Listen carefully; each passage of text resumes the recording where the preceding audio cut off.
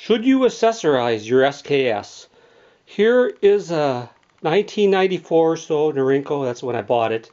It was made for the civilian market. It's in great shape. I've shot it over the years, not a lot. When I first bought it, I paid like with tax $136. It wasn't long, and I was up to over $200 buying a bunch of accessories for the gun. And I came to the conclusion after a while that that was probably not the great smartest thing to do. Probably didn't need to do it.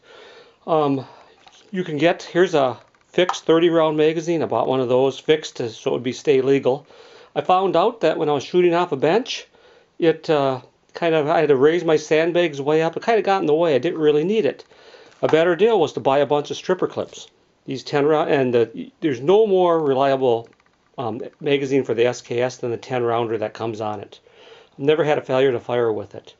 So I also picked up a muzzle brake. This one was by DC Engineering. Let me show you that up close. It's a really cool one.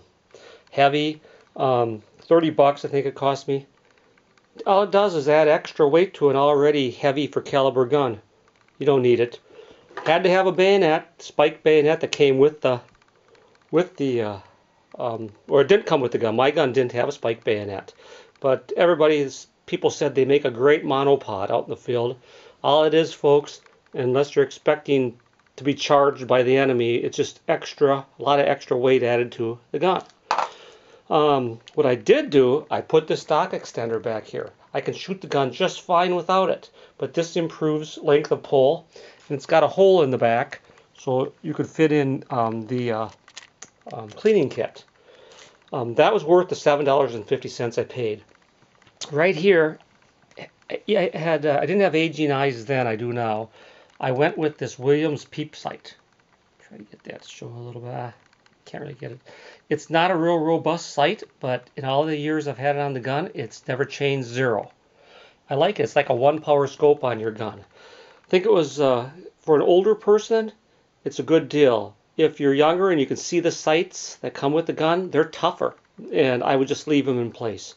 But I paid like $25 for this recoil pad or a stock extension pad and the Williams sight. So that's what I'm going to recommend if you have yourself an SKS.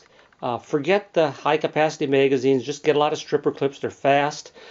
Forget the blade bayonet, forget the